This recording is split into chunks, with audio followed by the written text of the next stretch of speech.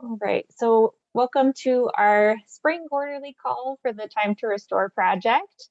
I'm Erin Postumus, one of the leads on this project, and we'll be going around so that the other team members can also introduce themselves and provide an update. But I think a lot of you attended our workshops last fall where we tried to find out more about your needs related to pollinator restoration. And we really started to get into thinking about what are the species that you care about, how can we collect more information about those species in terms of the timing of flowering and seed timing, and then also start to think about, in the context of climate changes, how can we provide informed guidance on how things are going to be shifting across the South Central region. So we've been doing a lot of different things this year. We're going to get into kind of where we're at in the project timeline. And then we're also going to hear from our state leads on activities that have been happening in the different states. And then we will hear from Alyssa and Haley on their work exploring the existing phenology data that are already out there. And then the plan was to have a poll on trying to find out your needs. And we really want these quarterly calls to be a place to connect with others in the region that are working on pollinator restoration. So we had a couple ideas of things that have come up in past calls and workshops about kind of the needs that you're already expressing about who you want to collaborate with, the kind of topics that you care about. So we have a poll we can do to kind of get a sense of where everybody's at on the call today. And then if we need to have breakout sessions so that people can chat in small groups, we can do that. If we just have a small group, we can all hang out in the same room and have a conversation that way. So in terms of where we're at in the timeline, we had our workshops last fall. We had a kickoff workshop as well as our state level workshops to try to help people in different states connect with each other around pollinator restoration. Also to try to help you understand, based on the projections of how climate is going to be shifting in the region in the future, what that might mean for nectar plants. And then we also worked with you to develop a short list, as well as a longer list of species that you care about in the different states, and then came up with a short list for the whole region. What we're really working on now is trying to collect more data. So we've done some exploration. We're going to hear about it in a bit of what's already out there, but we really recognize that there's a lot more data that are needed to really understand, for one, just what's the timing of these plants in different areas in the region, but also to help us have enough data so we can make or do some analyses to understand what's the relationship between climate drivers and these plants and how are they likely to shift in the future. So that's really the focus for this year. We're going to be talking more about that. And then we'll continue that next year as well, the data collection, and then start to get into the synthesis of some of those data next summer, and with the intention of having some deliverables to provide you with some guidance in the fall of next year. And then we're planning on applying for additional funding for this project to continue on. There's a lot more to do. We need a lot more years of data. So we're going to be applying for extension of funding, and then continuing to follow up with you all in this community to make sure that what we're developing is relevant, and then continue to collect information. So that is where we are at right now. I did want to, before I pass it to the state leads, mention that we have Rob Krall here today. And we're really fortunate to have Rob kind of join our collaborator team. He is the policy analyst and climate change coordinator for the Great Lakes Indian Fish and Wildlife Commission, based in Wisconsin. And several of us on the team here have been fortunate to collaborate with Rob on various projects. So we're really glad to have him here. And I'll pass it over to Rob if you want to say anything about yourself. Sure. Hi, everybody. Coming to you, I guess, live from rainy Odana, Wisconsin this morning, where it's about 50 degrees. Spring is really just kicking off here. As you can see by my background, I'm right on the shore of Lake Superior. Great Lakes Indian Fish and Wildlife Commission is an intertribal natural resource agency. We work for 11 Ojibwe tribes, all of whom ceded land to the U.S. government in the mid-1800s through a series of treaties. and all of whom retained their rights to hunt, fish, and gather on that land, all of which have been reaffirmed by the courts and various intergovernmental agreements over the past probably 25 years. Our climate change program really looks at climate vulnerability and adaptation, kind of hopefully through a lens of both science and traditional ecological knowledge. We have an ongoing plant phenology project, and one of the things that we looked at a lot is how to safeguard and protect the TEK and other data that we get from our tribal sources, to make sure that that's protected for their use only and isn't subject to things like the Freedom of Information Act. And apparently I was helpful enough at April's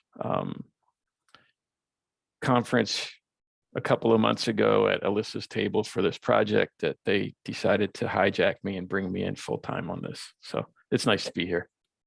We're really glad to have you. Yeah, and that's a nice segue too to April. I don't know if you want to say anything about your workshop that was a couple months ago, or any other updates from Oklahoma. I can talk briefly about the plants event. So we had a culturally significant plants and climate change event in March, and it was our first event back in person. And so we had 106 attendees from all across the US, including Maine, Great Lakes, Montana, California, Alabama, and even North Carolina. And there were 75 Native attendees, and we had a really good conference, 3-day event. And so this summer I'll be working on the grant report and some of the outcomes that have come out of it. And so I'm pleased to hear that this was, of use for this group as well. So Thank you. Yeah, we look forward to seeing that summary of the workshop. And then Gail, do you want to share anything about what you've been doing in Louisiana? Oh, we can't hear you. Do you want to unmute?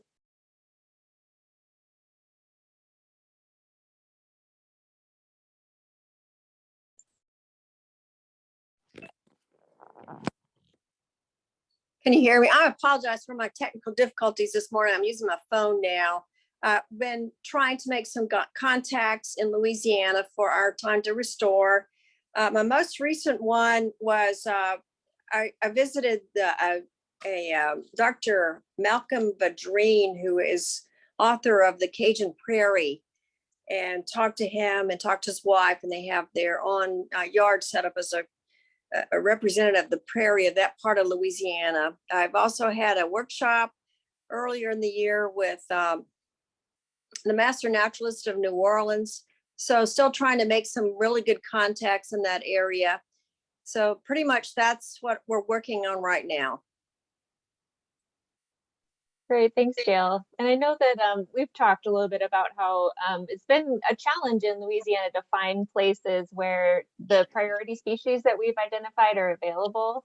So I don't know if there are many people on the call. I think Julie from Louisiana, but it would be great to, if anyone can share any leads on potential places where we could be collecting data on these species in Louisiana. It seems like they're not very common in people's yards there. So we're still looking for places where, public places, parks and things where we could potentially have data collected. Thank you. That's very true. Okay, and Julie said they're going to add cardinal flower. That's great. One more site. And then we don't have Kim Eichhorst is our state lead from New Mexico. She couldn't make it today, but I know that they have been doing some trainings, collaborating with the city of Albuquerque to try to get some people trained up in data collection in different spots around New Mexico. And then I don't know if Jane, I think, shared that they are planning on a training at the end of this month at the Yuchi Butterfly Farm. So we can hear from her next time about how that went. But anyone else want to share anything as far as like updates or anything like that? Other news that might be relevant for.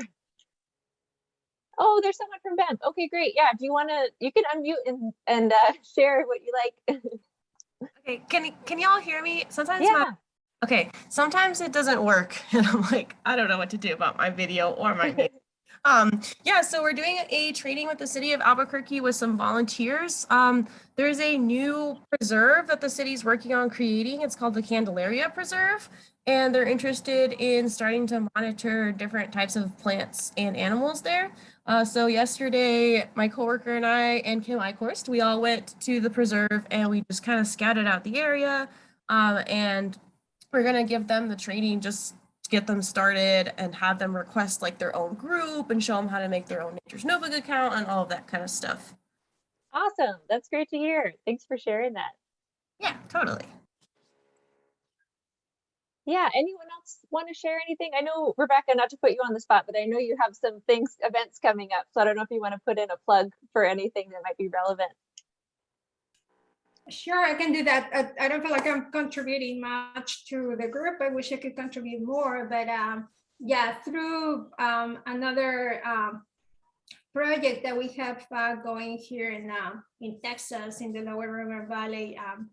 Yeah, I've been able to get in touch with Erin and Alisa to start a webinar series on climate change, climate adaptation. We're calling the webinar series Building Climate Resilience for Wildlife. So Erin and Alisa will be presenting on a Lunch and Learn session this coming June. And we have as well Adrienne, please remind me her last name, Erin. Wooten. I hope I said that right. Thank you. Yeah, so Adrienne is presenting as well in June. So and then we will post those webinars online. I'm already working on developing the website, and those will be available to everyone. And I hope that could be a good contribution for this group as well. Great, thank you. Yeah, we can Well, definitely thank share you. that with our email list too when we have the Yeah. information. Excellent. Perfect. Thank you. Yeah. Anyone else? Yeah, I guess Katie, if you want to share anything, you're welcome to, but you don't have to. Yeah, thank you. I really don't have anything to share. Unfortunately, I wish I did have more to share here, but it's really nice to hear the updates from everybody else. I appreciate it. Yeah, sure. Anything that I forgot that we want to mention? Oh, I guess there are a few other Texas efforts going on. I had a chance to do a presentation at the Texas Master Naturalist Virtual Fair, and they have just this amazing, huge group of people, volunteers that are master naturalists across the state. I think there's like thousands of them. So I mentioned Time to Restore and how people can get involved. So hopefully we'll have some interest there, and people probably using a combination of iNaturalist and Nature's Notebook there. Anything else, or should I pass it over to Alyssa and Haley?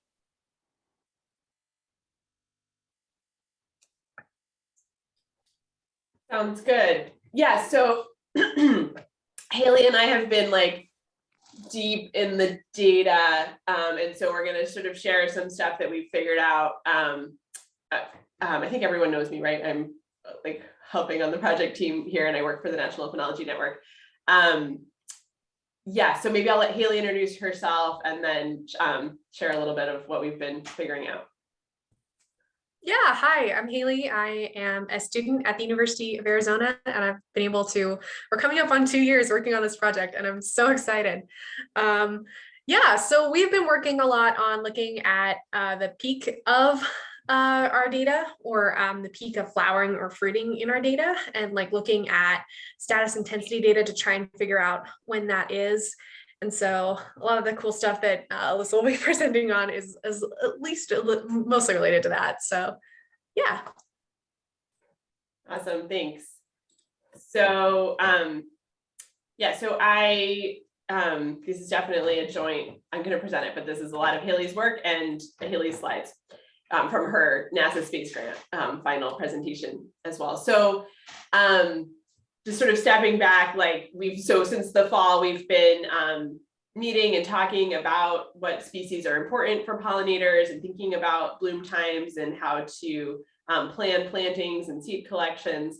And so the big goal of collecting data with Nature's Notebook and iNaturalist in the South Central region is to aid pollinator restoration by providing info on like when flowering starts, when is the most nectar available, the peak in nectar availability, how long do flowering and peak flowering last, when are the seed ripe.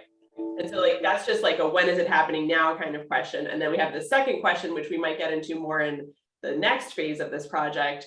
But we do want to go after these climate drivers. So like if it's going to get warmer in Oklahoma, does that mean that fall flowering species are going to advance or delay? And so we're able to do like forward thinking pollinator restoration that takes into account what conditions and flowering might look like in 20 or 30 or 50 years.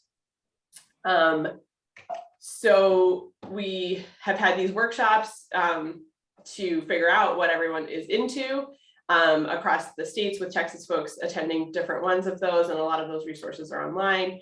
I'm highlighting here one of these polls that we took, showing that people are interested in all of it, like the start of flowering, the duration of flowering, the peak of flowering and seeding, and flexibility in the start of flowering and seeding. And there's, if anything, peak is one of the most, the phenophases or life stages that is of most interest, but it's one of the trickiest ones to go after. So that's pretty much why I'm talking to you today.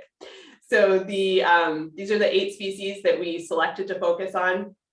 Remembering that there's a list of like, is it like 180? There's a much longer list. And so we recognize that this is a little bit artificial, right? Like we voted and because we're trying to, in order to be able to summarize data, we need to have more dense data on a smaller set of species, just it's more practical, right? But we recognize that pollinators are feeding on like hundreds of species across the region, and different places have different species that are easy to observe, and different places have different species that are priority. So recognizing that that's complex. So this is for 2020 so far for the region. For these species, we have, this is all the data from iNaturalist in the first column, all the data from iNaturalist that's been designated research grade, which means more 2 people have confirmed the identity from the photograph. So we have, it's the green antelope horn, that's one of the milkweeds, and the buttonbush and the sunflower that have sort of more records. And then for our Nature's Notebook, we have the sites active in Louisiana and New Mexico, looking at buttonbush and milkweed, respectively. So just like backing up a sec to remember the big difference between the 2 programs. iNaturalist is really easy to pick up and use. It was really designed for species identification and species distribution. It's awesome for one-time observations because you're not tracking the same plant over time. And so good when you're visiting a place you won't regularly return to. And then there is some information explicitly about flowering and fruiting, but there's not a ton. And I'll get more into that in a sec. And then Nature's Notebook is perhaps harder to pick up and start using, but it was designed around phenology. So you track an individual plant through time. So with one individual plant, you look at it multiple times and answer this series of yes/no questions on the left. And then you provide more detail on flowering phenology, not just is it flowering, but the number of flower buds and the % of those flower buds that are open, which really enables us to estimate like what's available to pollinators in terms of open flowers presumed to have nectar. And then there's clear definitions of what a flower is, what an open flower is. And then there's negative data. So on this date, this plant was not flowering. So that is all kind of, it's more complex to collect, but it also provides a more complex, more complete picture of like what's happening in the plant in a particular time. So like, what does the data look like? And this is a fun example because this desert zinnia in Arizona has a relatively small range, and it's also like most photogenic when it's flowering. So you can see on the left, the peaks in flowering, which are in orange, match the peaks in flowering that we find in iNaturalist. So the panel on the left is from Nature's Notebook data for an individual plant, and the panel on the right is from iNaturalist. So all the observations for that species over the course of the year. And for both of them, the x-axis is like the year from January to December. So here, the circles are no's, the absence, not flowering. The triangles are yeses when this particular desert zinnia in Nature's Notebook was observed flowering. And then the stars, the black stars, represent some flowers, but not peak bloom. And then what we're deciding to define as peak flowering, which is also something we could not talk more about as interest develops, is the top two bins that are continuous with each other, is what we've decided to define as the peak. So you can see this in this particular case, it does line up pretty well with a spring and fall peak. Just remembering that on the iNaturalist side, we're looking at the population, the peak in the population, all the desert zinnias in Arizona that were observed. And in the Nature's Notebook, we're looking at one particular individual plant. So, oh, and I will point out here, so like here we have this, like this plant was not flowering then, but we do see, you know, at least 20 plants in flower like all throughout the year here, which you might be, you know, it's just a difference, right? Like this tells you that there maybe was some zinnia available to pollinators all throughout the year. And this is telling this, but this enables us to say very clearly flowering started on day 99 or whatever for this individual plant. Joshua tree is a more complicated example. So this is the same kind of graph where this Nature's Notebook's on the left. It's not flowering, it is flowering in the triangles, and then the dark is some flowering, not peak, and then peak flowering. It does line up here, but then because people go take pictures of Joshua trees when they're not blooming, this number of records can be misleading. It's not really showing a second peak in flowering in all likelihood. It's more showing that people don't go to Joshua tree and take pictures of this plant in the summer months. So you have to think about like when is the species photogenic, and how observations in iNaturalist might be biased. How much can iNaturalist observations really tell us about flowering?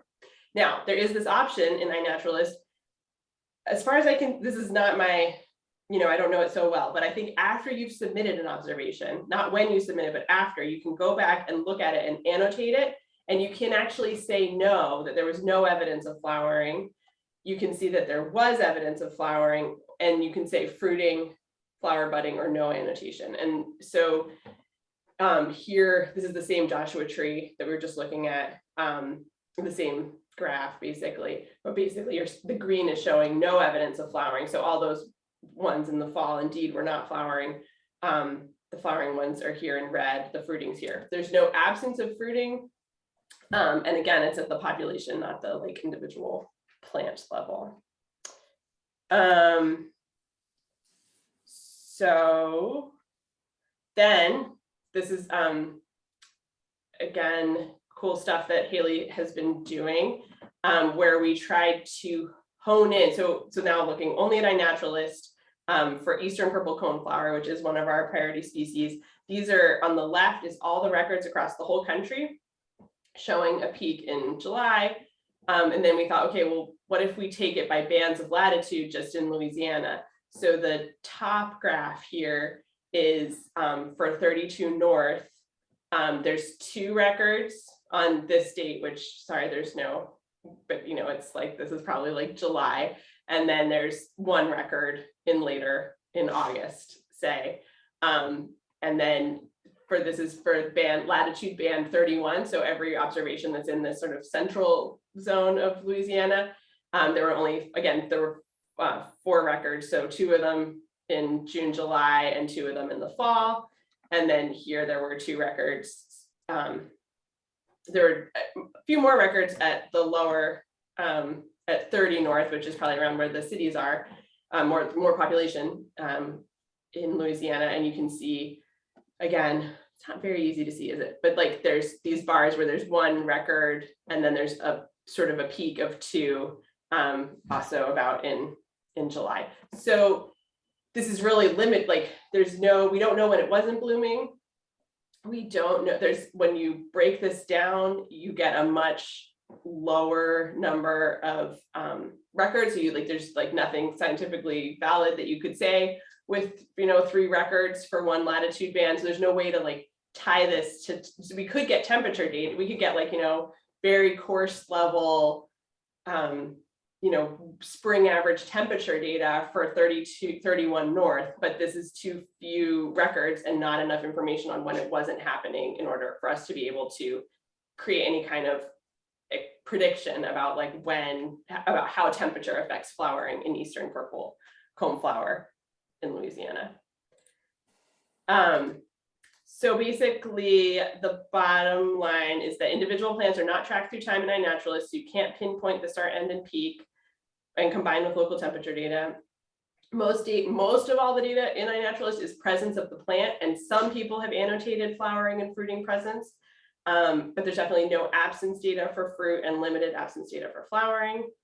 And then just remembering the point with the Joshua tree that this works better, like Joshua tree versus desert zinnia, right? This iNaturalist can work better for species with a very limited range and that are photogenic only during flowering, like all the wildflowers that people just want to take a picture of while they're flowering. That's going to work better for extracting phenology information from iNaturalist. So I am thinking, I mean, this is still all kind of fresh and I would just love to talk about it with you all. But I am thinking that to identify climate drivers of peak, we are going to need a decent amount of data on these priority species collected using Nature's Notebook.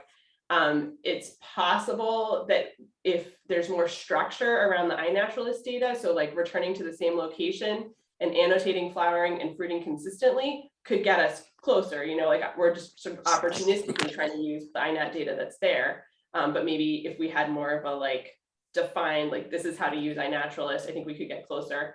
And then the iNaturalist data is amazing, really, for its density and coverage.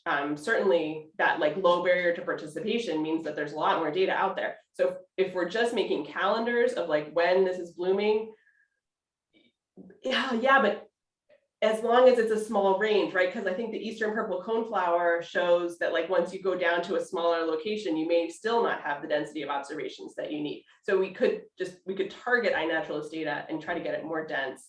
And maybe it'll work to make calendars at the regional level for certain species.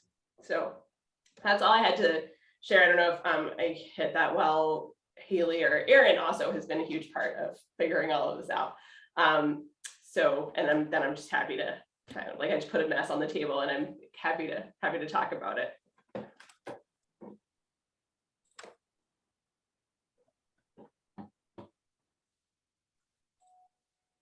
Yeah, I think that was a really great summary, and it does seem like it's good to have these 2 different options, because I know some people really like iNaturalist and we can really leverage their love of that platform, and maybe with a little more guidance around how to make the records even more useful for this project. We can get some good data there.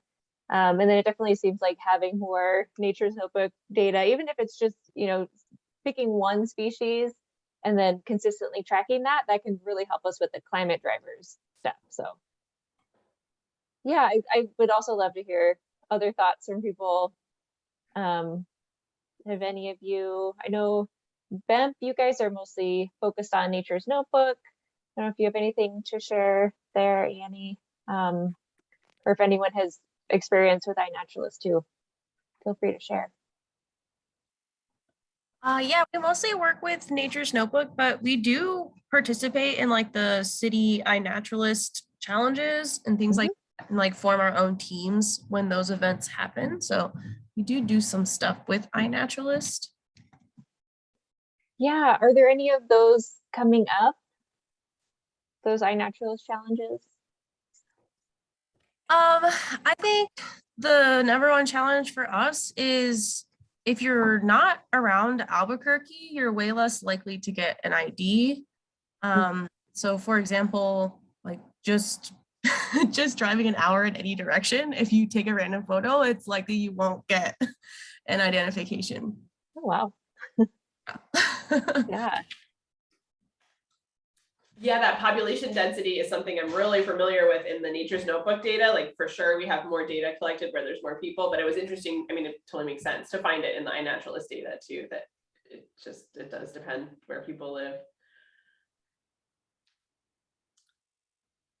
Hi, this is Gail. I just have a question about collections. Yesterday, I was at the Pascagoula River Audubon Center, and all the coneflowers that they had planted were blooming. So if somebody were to, and I'm wondering for them, if they purchased these plants that had been probably grown in a greenhouse, and I don't know if that would be an impact that. Yeah. So they've planted these and now they're blooming, but maybe if they had planted, if they had waited for them to go to seed from last year's crop, would it have a different bloom time? So I don't know if that's anything to consider with maybe people who are planting at home and recording. I know they're trying to get some folks in New Orleans to record their native plants that they've got in their yards.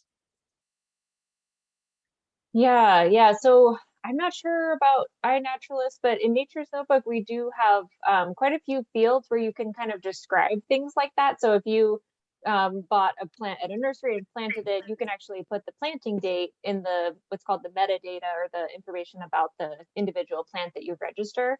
So that would all be tied to your observation record. So we could definitely incorporate that in analyses.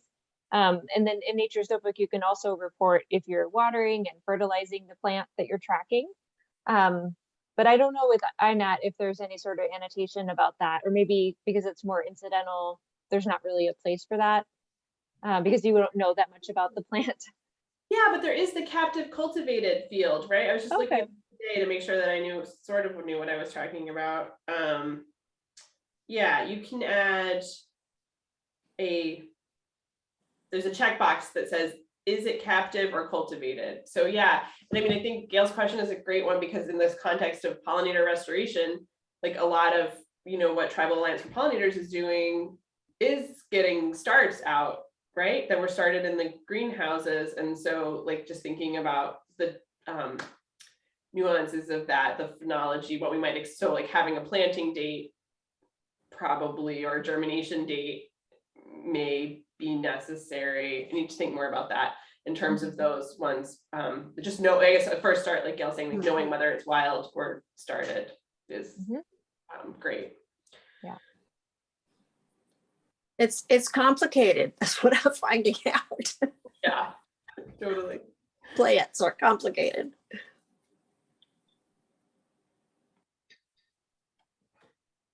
Other thoughts? Well, I love the graphs. Thank you so much for the comparisons. I really appreciate that. Sure, yeah, we can post these if it would be helpful.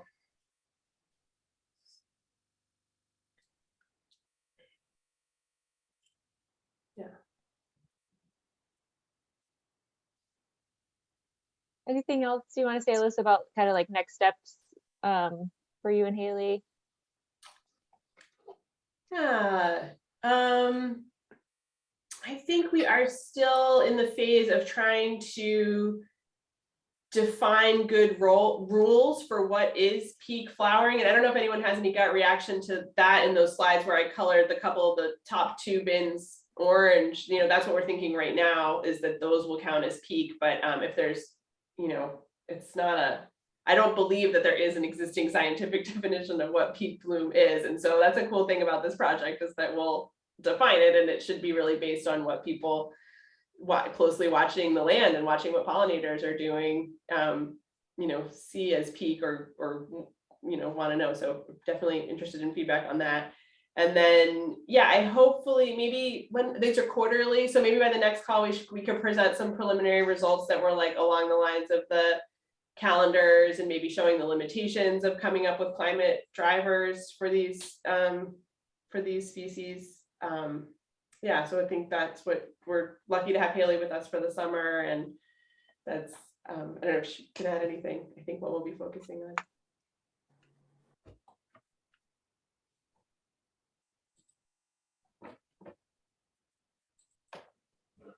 Cool. So, yeah, I don't think we need to do breakout groups because we're a small group, but I think what might be helpful is maybe we could go around and anyone who wants to share maybe like a need that you have or something that you're hoping to get out of this project, whether it's a collaboration opportunity, you know, you're looking to link up with someone in your state or in the region.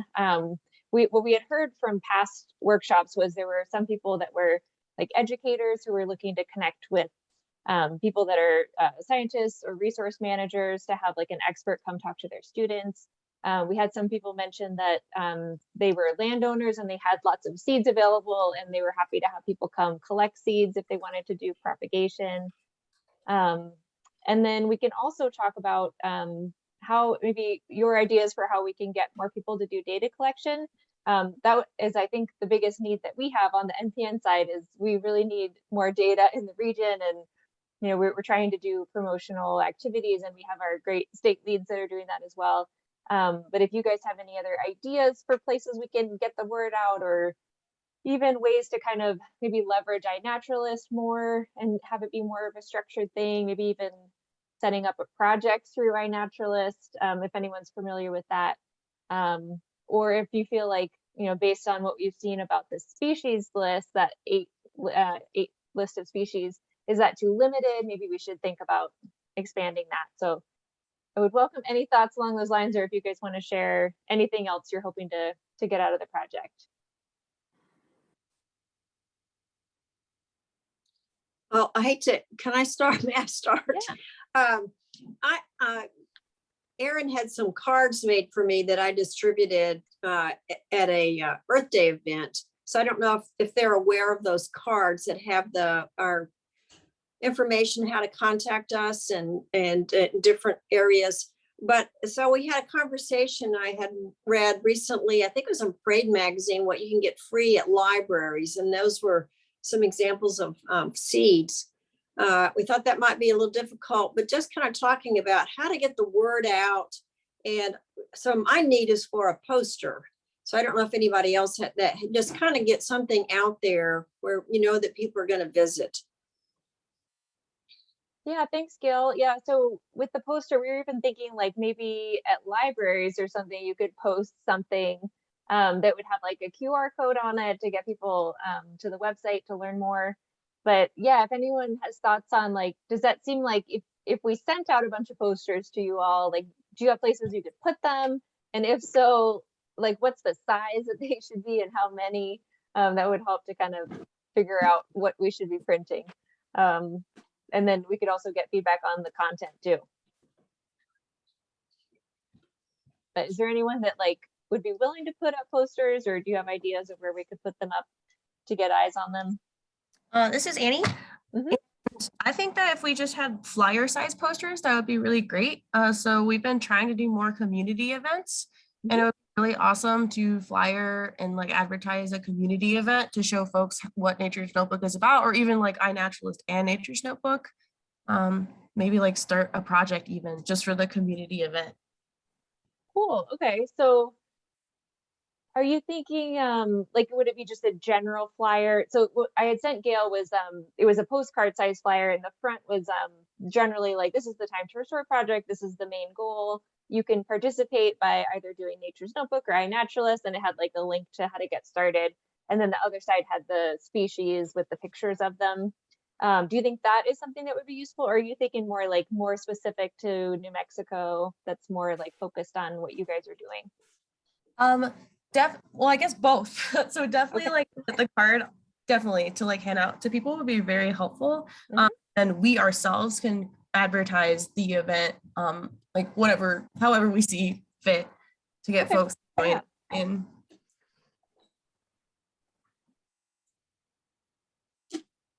Great.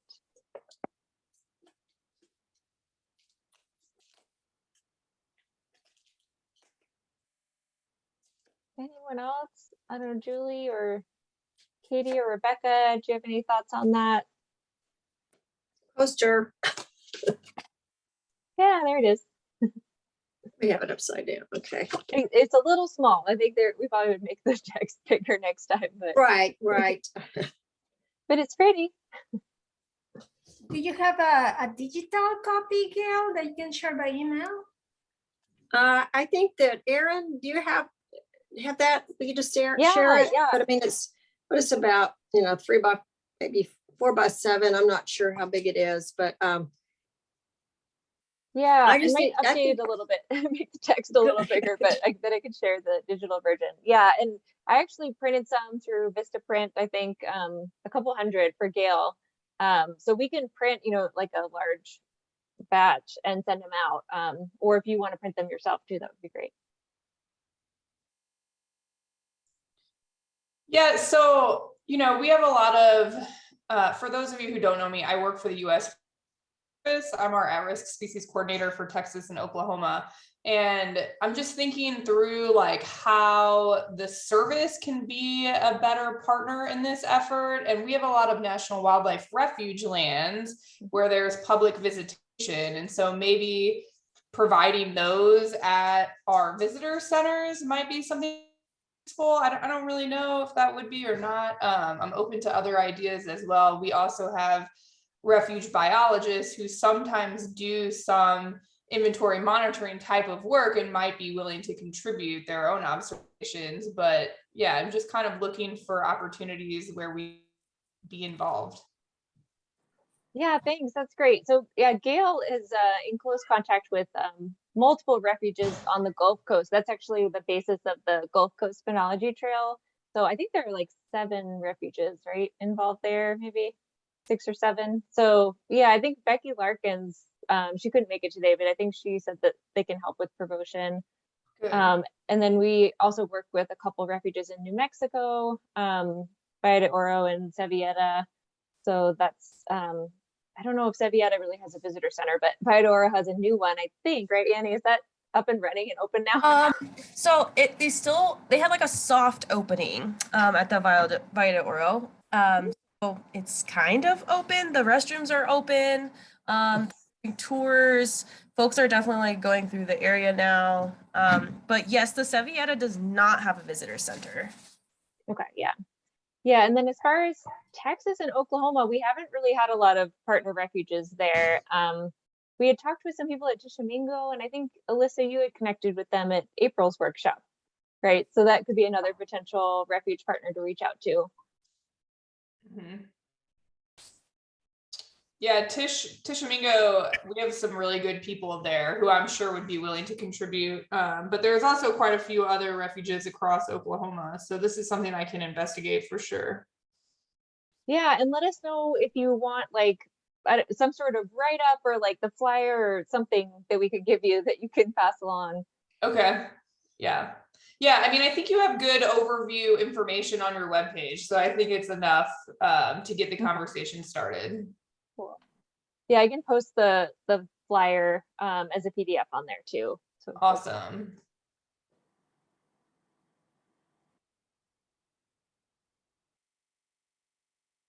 So Erin, on my side, it'll be just, continuing with the webinar series for now, and then finding those points of synergy so we can plan for the near future. And I will just continue to sit in these meetings, just in the background, learning and yeah, once more finding those points of synergy. But I hope in the near future we can, expand and do more together.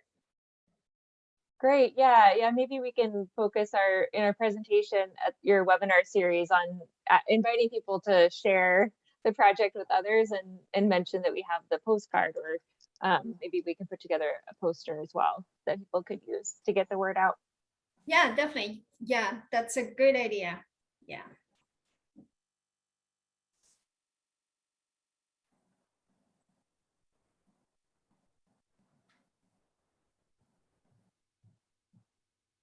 Any other thoughts or any other besides the data collection side of things?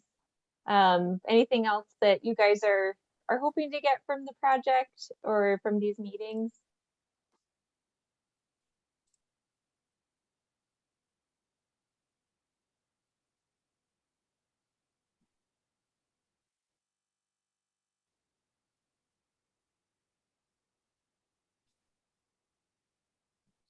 Well, one more thing from here in Mississippi, Louisiana, if anybody has any contacts in Louisiana, that would be very helpful to me.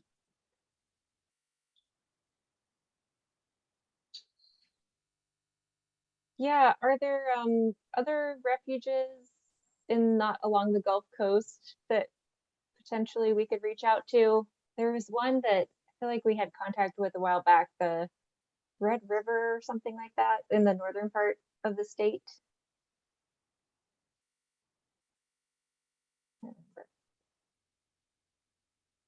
I'm not personally aware of where the refuges are in Louisiana, but that's something we can definitely, I can look at a map and see if I can find some contacts for you, for sure. Be great. Yeah. Yeah, that'd be helpful. Uh-huh. And have you been staying in touch with Tammany? There was a couple people who came to the Louisiana workshop that are there was someone who was on the board of the Native Plant Society. Maybe you're already. Right. I did speak to the group last winter. Great. And Tammany is very involved with the Louisiana Native Plant Society. She's the new president of that organization. Yeah, and Gail actually, Gail's done a lot of work with them, and she put an article in their newsletter, right? Right, About the project. So yeah, I think we've gone after that angle. On that after that hard. Yeah, but that's Right. been a great resource for sure. Go Gail. I was remembering too, there were a couple universities that I feel like we had been in contact with a while back. Do you remember there was, I don't remember if it was someone who came to one of the stakeholder calls, but someone from a university. Gail, do you remember what I'm talking about? Let's see, Louisiana, we did have, Something. well, we were talking to Joy, let's see, I can't remember her last name right now, who was at up in northern Louisiana, and I haven't heard back from her in a while, but Joy Deep, does that sound familiar? Yes. But I did stop by the Arboretum in Baton Rouge associated with LSU, and they're kind of going in, trying to get a new leader, I guess, a new director. So kind of in a state of flux. Mm-hmm.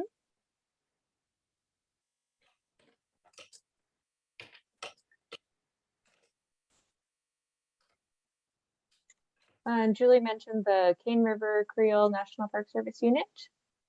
And she said she'd send you that contact, Gail. Right.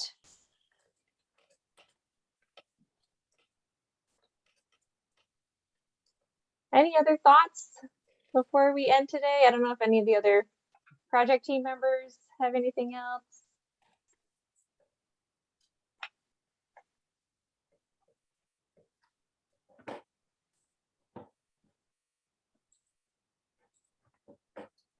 I just want to say this meeting's been really interesting for me, and I've gotten some ideas for some things we might want to try up here.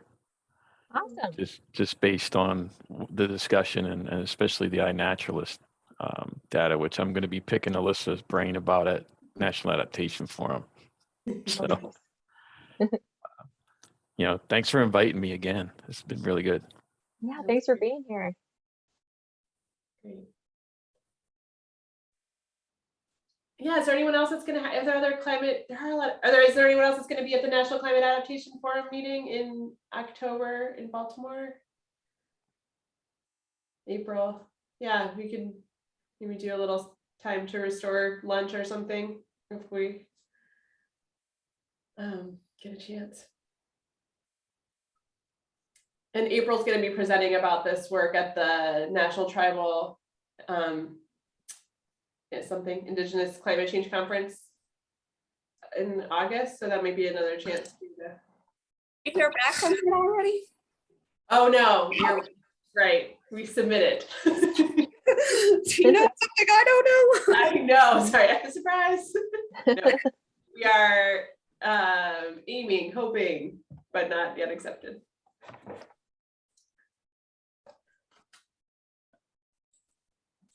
Well, thank you everybody for coming and sharing your thoughts. I have a couple things I'm going to be working on. Make sure I'll get the digital copy of the postcard flyer up on the website, and then we can share that out with you all. And then we will be in touch on trying to link up with different wildlife refuges and get Gail connected to a couple other people in Louisiana. But we will send out information about the next call probably in August. So hope to see you there. Thanks, Erin. Talk to you later. Thank you.